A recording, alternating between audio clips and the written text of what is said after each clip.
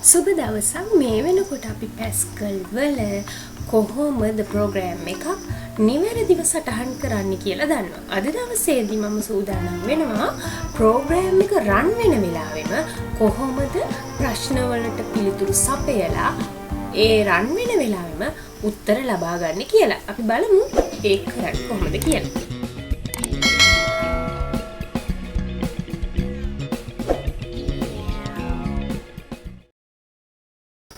හරි මම යන්නේ කොහොමද අපි සංඛ්‍යා දෙක ප්‍රෝග්‍රෑම් කරන්න වෙන වෙලාවෙම ඉලක්කම් දෙකක් දීලා ඒ ඉලක්කම් දෙක එකතු කරලා අපිට ලබා ගන්න කියන එක. එහෙනම් අපි මතක් කරගන්නත් එක්ක ප්‍රෝග්‍රෑම් එක සටහන් කරන විදිහ මුලින් ඉඳලම බලාගෙන යන්න. program ප්‍රෝග්‍රෑම් කියලා මම සටහන් කරන්නේ මෙහෙමයි. මේක අපි පැස්කල් ප්‍රෝග්‍රෑම් එකක් පටන් ගන්න යන්නේ කියන එක පෙන්වන්න. ඔයාලට කිව්වා මම මතකයි අපි ආවේනික වචන වරද්දන්න නැතුව ගැහුවොත් එහෙම නැත්නම් වරුණු පද කියලා තියෙන ඒවා වරද්දන්න නැතුව ගැහුවොත් ඒකේ පාට සුදු වෙලා පෙන්නනවා. සාමාන්‍යයෙන් අපි පාවිච්චි කරන වචන දැම්මොත් ඒවා කහ පාට වෙලා පෙන්නනවා. ඒවත් ප්‍රෝග්‍රෑම් එක සමා වෙන්න මේ software එක අනුව වෙනස් වෙන්න පුළුවන්. හැබැයි මේ තියෙන අපි ට්‍රී පැස්කල් පාවිච්චි කරන්නේ ඒකෙදී මේ විදිහට වචන වෙනස්කම් පෙන්නනවා. අපි සාමාන්‍යයෙන් පාවිච්චි කරන වචනයක් හැටියට තියෙන PROGRAMME කියන එක මෙතන ප්‍රෝග්‍රෑම් හැටියට සටහන් වෙන්නේ මෙන්න මේ විදිහයි. හරිම විදිහ හැටියට පෙන්වන්නේ. එහෙනම් අපි යමු සංඛ්‍යා දෙකක් එකතු කරන්න යන හින්දා අපි මෙතන ප්‍රෝග්‍රෑම් එකට නමක් දෙන්න ඕනේ. ප්‍රෝග්‍රෑම් එකට කැමති නමක් දෙන්න පුළුවන්. පුංචි ඉඩක් තියලා මම ප්‍රෝග්‍රෑම් එකට නමක් දෙනවා. මම සංඛ්‍යා එකතු කරන්න යන හින්දා add num එහෙම නැත්නම් add number කියන එක මේ විදිහට කැටි කරලා සටහන් කරනවා. ඔයාලට කැමති වචනයක් දෙන්න පුළුවන්. හැබැයි මේ වචනය ගැන අපි පුංචි දේවල් ටිකක් කිව්වා මුල් පාඩම් වලදී මුල් වීඩියෝ වලදී. ඒ වචන ඇවරුණු පද වෙන්න බෑ. ඊළඟට ඒ වචන වල මේවා දේවල් තියෙන්න ඕනේ කියලා අපි මේ වීඩියෝ බලලා આવොත් ලේසි වෙයි ඔයාලට. ඊට කලින් පාඩම් බලලා නැත්තම් ඔන්න මම මාතෘකාවක් දුන්නා මගේ ප්‍රෝග්‍රෑම් එකට නමක් දුන්නා. මෙතනදී අපි වෙනදට කරපු එහෙම නැත්නම් කලින් වීඩියෝ එකට වඩා පුංචි වෙනසක් කරනවා. හේතුව මෙතන මම ප්‍රෝග්‍රෑම් එක එහෙම නැත්නම් අපේ පැස්කල් මේ කියන ප්‍රෝග්‍රෑම් එක රන් වෙන වෙලාවෙ තමයි මම කට්ටියගෙන් සංඛ්‍යා ඉල්ලගන්නේ. එහෙම නැත්නම් ඒක පාවිච්චි කරන එක්කෙනාගෙන් අගයන් ඉල්ලන්නේ. ඒ වගේම ඒ වෙලාවෙම තමයි ඒ අගයන් වලට පිළිතුරු ලැබෙන්නේ. ඒකින්ද මම මෙතන වරහණකින් සටහන් කරනවා input output කියලා. මේකේ මම දක්වන අදහස වන්නේ මේ වෙලාවෙම අපි මේ ඔන්ලයින් ඉන්න වෙලාවෙම input කරනවා ඒ වගේම output එක ලබා ගන්නවා කියන අදහසින් මම මෙතන add number input ඒ වගේම output සිද්ධ කරනවා කියලා සටහන් කරනවා. එතන ඊට පස්සේ මම වාක්‍ය ඉවර වෙන හින්දා ටික් කොමාවක් යොදනවා. ඊට පස්සේ අපි මෙතනදී අර මං කිව්වා කලින් මේ අපේ ස්ක්‍රීන් එක පිරිසිදුව තියාගන්න උවමනාව හින්දා අපි මෙතන uses crt කියලා ටික් කොමාවක් යදුවා. මේවා අපේ ප්‍රෝග්‍රෑම් එකට අදාළ නැහැ.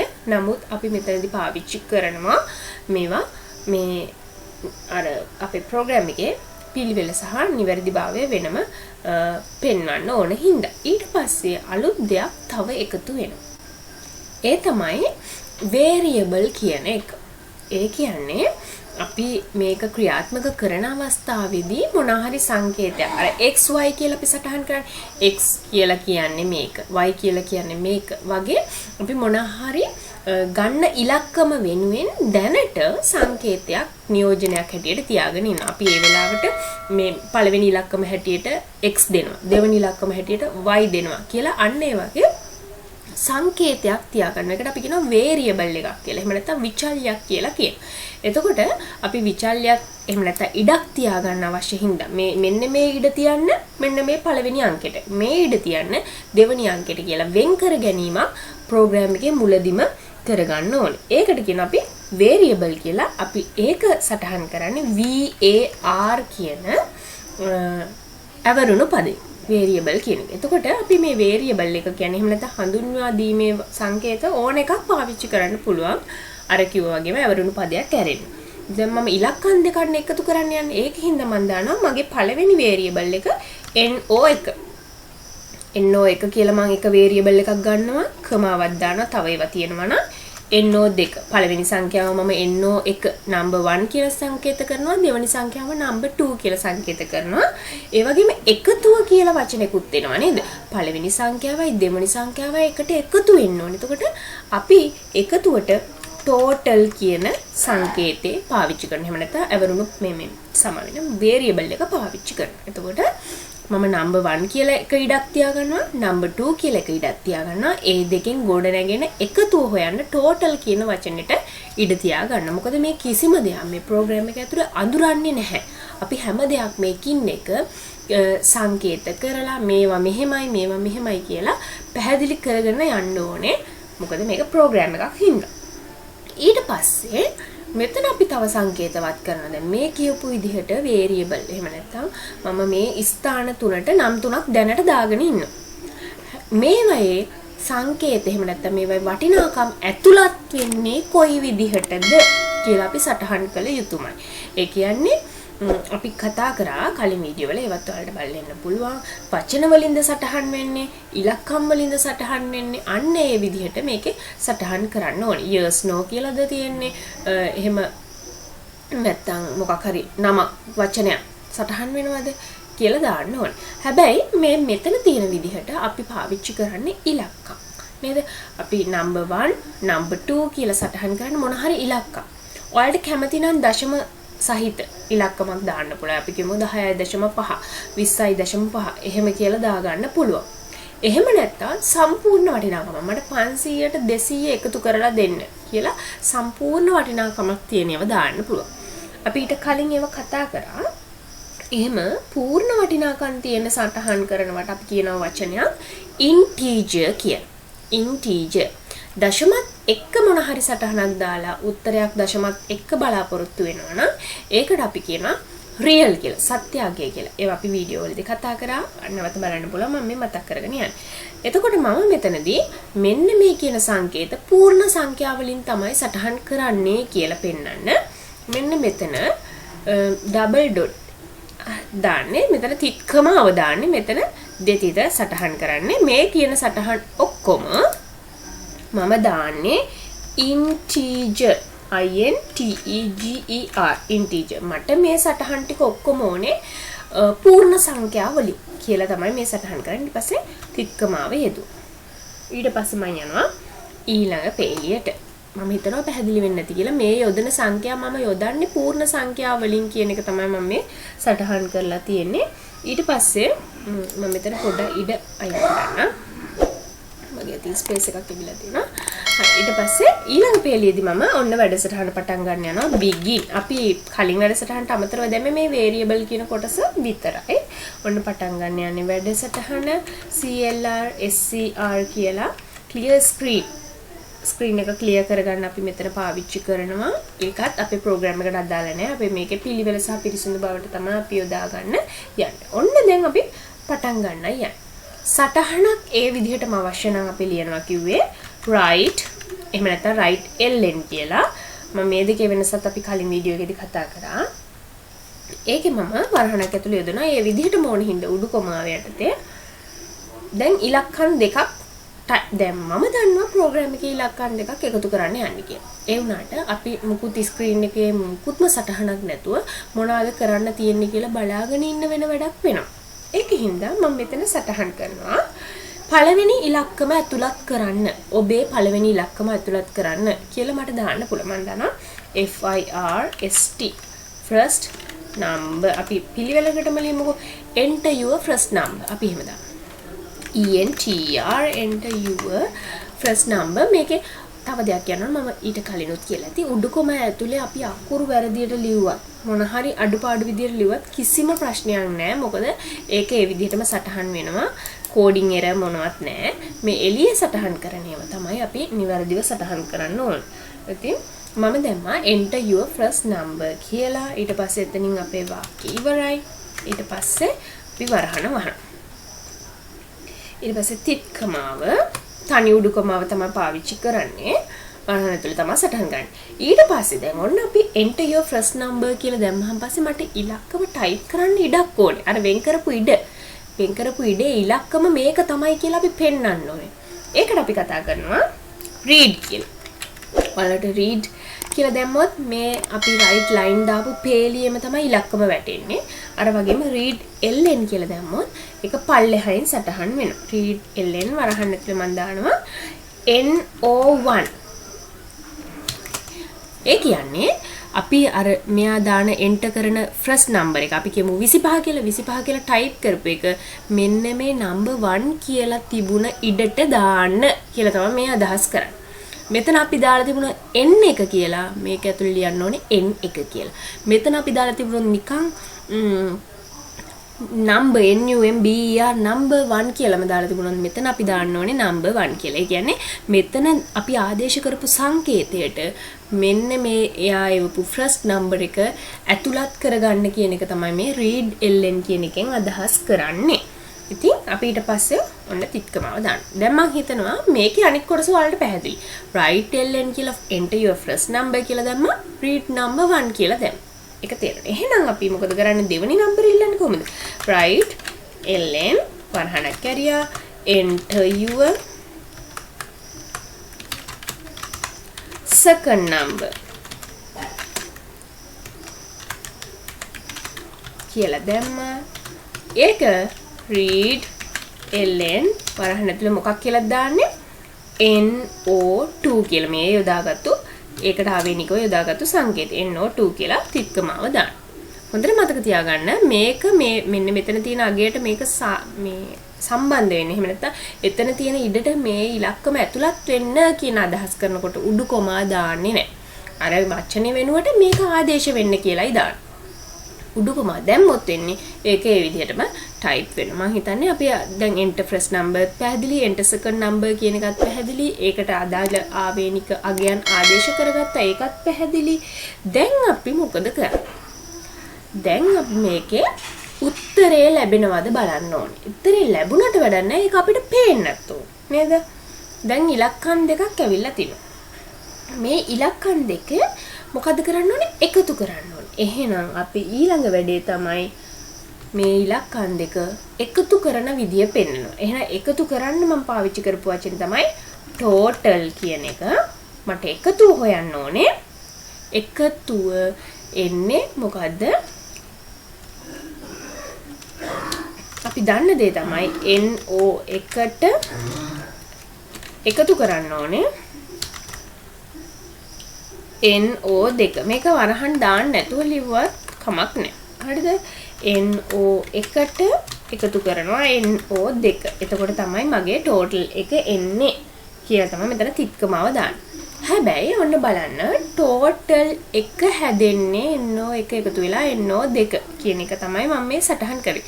total එක මේ දාපු වචනේ සමානයි කියලානේ අපි දානවනේ. එකතුව සමානයි කියලා එහෙම දානවනේ අපි. ඒ වගේ මෙතන total එක සමානයි කියලා දාන්න ක්‍රමයක් තියෙනවා. අපි සමානයි කියලා දාන්නේ මෙන්න මේ විදිහට. අපි දන්නේ total සමානයි no1 එකතු කිරීම no2 කියලා. හැබැයි මෙතන සමාන ලකුණ පැස්කල් වලදී සමාන ලකුණ දාන්නේ මෙන්න මේ විදිහට. ඩබල් ඩොට් එක සමාන ලකුණ දාලා තමයි සමානයි කියන එක සටහන් කරන්නේ. පැහැදිලිද? එතකොට total එක සමානයි. total එක හොයන්නේ no1ට no2 එකතු කරලා කියලා මෙන්න මේ විදිහට සටහන් කරන්න ඕනේ. මෙතන මේ තිත් දෙකත් එක්ක සමාන ලකුණ තිබීම අනිවාර්යයි. නැත්නම් අපේ error එකක් එනවා. හරිද? ඔන්න අපි total එක හොයන විදිහ පෙන්නුවා. පෙන්නුවට මදි මොකද වෙන්නේ? හොයන විදිය පෙන්නලා බෑ. ඒක අපිට උත්තරේ පෙන්වන්නත් ඕන. ආයෙ මම පැහැදිලි කරන්නම්. මෙතන සටහන් කරන්න කියලා අපි දැනුවත් කරා. ඒ සටහන් කරපු එක අපි පළවෙනි ඉලක්කම විදිහට ගත්තා. දෙවෙනි ඉලක්කම සටහන් කරන්න කියලා දැනුවත් කරා. ඒක දෙවෙනි ඉලක්කම විදිහට අපි ගලපගත්තා. ඊට පස්සේ ඒ දෙකම එකතුව හොයන්න පාවිච්චි කරා. එකතුව හොයන්නේ පළවෙනි ඉලක්කමට එකතු කරනවා දෙවෙනි ඉලක්කම. මේ හැම වෙලෙම ආදේශක සංකේත වචනෙම පාවිච්චි කරන්න ඕනේ. වෙන දේවල් පාවිච්චි කරන්න බෑ. එතකොට වැරදෙන්න පුළුවන්. ඊට පස්සේ අපි මොකද කරන්නේ? ඔන්න total එක හදාගත්තා. හැබැයි අපි අර number එක දාපු කෙනාට ඒ total එක පෙන්වන්න ඕනේ. පෙන්වන්න අපි කියනවා right ln දැක්කනේ මෙන්න මේ වචනේ පෙන්වන්න කියලා තමයි අපි right දැම්මේ හරිද right ln මොකද දැන් පෙන්වන්න ඕනේ අපි total එක මේ විදිහට පෙන්වන්න ඕනේ total කියන වචන නෙමෙයි පෙන්වන්න ඕනේ total එකට අපු උත්තරේ ඊට පස්සේ අපි තිත් කොමාව මේ විදිහට දානවා right ln උත්තරේ පෙන්වන්න ඊට පස්සේ අපි අවසානයි read key තිත් කොමා end තිත් මේ ටික සාමාන්‍ය ටික එහෙනම් අපි බලමු මුලින්ම ප්‍රෝග්‍රෑම් එක අපිට රන් වෙනවද කියලා ඊට පස්සේ අපි තව දුරටත් කතා කරමු ඔන්න මම කම්පයිල් වලට ගියා කම්පයිල් කරා ඊට කලින් සේව් කරන්න ඕනේ මම මේක මම Pascal සේව් කරමු මේක Pascal 6 කියලා අපේ වීඩියෝ එකේ ඕකේ කරා ඔන්න බලන්න කිසිම error එකක් නෑ ඔයාලට මතක ඇති අපිට කිසිම වැරද්දක් නැති වුණොත් press any key කියන වචනේ තමයි එන්නේ ඔන්න මම space button එකේ ඉවුවා කිසි ප්‍රශ්නයක් නෑ ඔන්න මම දැන් run කරන්න යනවා ඔන්න බලන්න enter your first number කියලා අපි අර ලියපු වචනේ මේ විදිහට ආවා දැන් අපිට තියෙන්නේ මෙතන අර බලන්න තව දෙයක් අපි අර right line කියලා දාපු හින්දා ඊළඟ පේලියට ඇවිල්ලා තමයි උත්තරේ සටහන් වෙන්නේ. අපි right කියලා විතරක් දැම්මම මෙන්න මෙතන තමයි number කියන එක ඉස්සරහා තමයි cursor එක වැඩ කරන්නේ. enter your first number කියන තැන ඔන්න මම දානවා ඉලක්කම මම දානවා 45. ඊළඟට enter කරා. enter කරනකොට ආයෙ අහනවා enter your second number දෙවෙනි ඉලක්කමත් සටහන් කරන්න. ඔන්න මම දානවා සටහන් කරනවා 50. ඊට පස්සේ එන්ටර් කරාම මොකද උනේ 95යි කියලා මේ බලන්න 95යි කියලා උත්තරය පැහැදිලිද එතකොට අපි ඉලක්කම් දෙක සටහන් කරපු ගමන් උත්තරේ කෙලින්ම ආවා මට නිකන් මේ උත්තරේ නිකම්ම ආපු එක නිකන් හරි නෑ වගේ හරිද ඒකත් අපි වෙනස්කම් කරමු දැන් ඔයාලට මම හිතන්නේ පැහැදිලි වෙනවා ඇති අර ප්‍රෝග්‍රෑම් එක රන් වෙන වෙලාවෙම ඉලක්කම දීලා ඒ වෙලාවෙම උත්තරේ ලබා ගන්න පුළුවන් විදිහට මේක හැදුවා. හරි එහෙනම් අපි දැන් බලමු total එක කෙලින්ම වැටෙන්නේ නැතුව. දැන් total එකේ උත්තරේනේ කෙලින්ම වැටෙන්නේ. ඒකින්ද මම පුංචි වෙනසක් දානවා. මේ total එක උඩු කොම ඇතුලේ total. ඒ කියන්නේ total කියන වචනේ type වෙලා ඉස්සරහින් total කියන වචනේත් එක්ක සමාන ලකුණු නිකන්. ඒක ඒ විදිහටම type වෙන්න ඕනේ. total සමානයි කියලා type වෙලා උත්තරේ එන්න ඕනේ. කියලා මේ විදිහට කියන්නේ total සමානයි කියන වචනේ type වෙලා ඒ විදිහට මේ ඉස්සරහට මේ උත්තරේ එන්න total එකට ආපු උත්තරේ එන්න කියලා මේ විදිහට අපි සටහන් කරනවා. මේ දෙකක් හින්දා මෙන්න මේ මැද කමාවක් දාන්න. මෙන්න මේ වචنين පස්සේ මේකට අදාළ උත්තරේ එන්න කියලා. අපි ඒකත් කරලා බලමු. ඔන්න මුලින්ම compile කරා. error මොකුත් නැහැ. ඊට පස්සේ ඔන්න මම run කරනවා. අර වගේම first number එක දැන් අපි මන් දාමු 500 කියලා. second number එක මන් දානවා 250 කියලා. enter කරනවා. අන්න දැකද total සමානයි 750යි කියලා වචනේ මේ විදිහට මැරලා අදාළ උත්තරේ වටනවා. මම හිතන්නේ ඔයාලට පැහැදිලි වෙන්න ඇති එකතුවක් හොයන්නේ කොහොමද එකතුව දැම්මා ඉලක්කම් දැම්මා මේකට ඉලක්කම් දෙකක් විතරක් නෙමෙයි ඔයාලට පුළුවන් අර කිනෝගේ XYZ කියන සංකේත දාගන්න පුළුවන් NO1 NO2 ඕනේ නැහැ. ඒ වගේම ඉලක්කම් දෙකක් නෙමෙයි පහක් හයක් එකපාර එකතු වෙන්න දාන්න පුළුවන්. XYZ කියලා එහෙම සංකේත දාගන්න පුළුවන්. එකතුව විතරක් නෙමෙයි. ඔයාලට ඕනනම් සාමාන්‍ය හොයන්න, අඩු කරන්න, වැඩි කරන්න ඕන දෙයක් කරගන්න පුළුවන්. අර අපිට මූලික දැනුම විතරයි අවශ්‍ය වෙන්නේ. එහෙනම් දැන් ඔන්න අපි මේකෙන් ඉගෙන ගත්තා කොහොමද සංඛ්‍යා දෙකක් දුන්නාම එකතු කරන්න කියලා. මම හිතනවා ඔයාලත් ප්‍රැක්ටිස් කරලා බලයි තනියම සංඛ්‍යා තුනක් කොහොමද එකතු කරලා පෙන්නන්නේ කියන එක. අපි ඊළඟ වීඩියෝ එකෙන් බලමු. එකතුව විතරයිනේ මේ දැම්මේ. අපි සාමාන්‍යත් මේක ඇතුලේ කොහොමද හොයන්නේ කියලා අපි නිකන් උදාහරණයකට කිව්වොත් එහෙම ඔන්න මම ලකුණු එකතු අරගෙන ලකුණු වල සාමාන්‍ය ගන්නවා. අපි පන්තියේ ළමයින්ගේ ලකුණු එකතු කරලා ලකුණු වල සාමාන්‍ය ගන්න ප්‍රෝග්‍රෑම් එකක් හදන්නේ කොහොමද කියලා ඊළඟ දවසේ බලමු. එහෙනම් මම හිතනවා පැහැදිලි වෙන්න ඇති කියලා ප්‍රැක්ටිස් කරන්න. පැස්කල් කියන්නේ අලුත් දෙයක්. හැබැයි ඔයාලගේ 11 වසර පාඩම් වලට තියෙනවා ප්‍රැක්ටිස් කරන්න වචන මතක හිටිනවා. ඒ වගේම ක්‍රියාකාරකම් මතක හිටිනවා. එහෙනම් ඔයාලට ඊළඟ වීඩියෝ එකෙන් අපි බලමු කොහොමද සාමාන්‍ය වගේ දෙයක් හොයන්න කියලා. එහෙනම් ඒ වෙනකම් ඔයාලට සුබ දවසක්.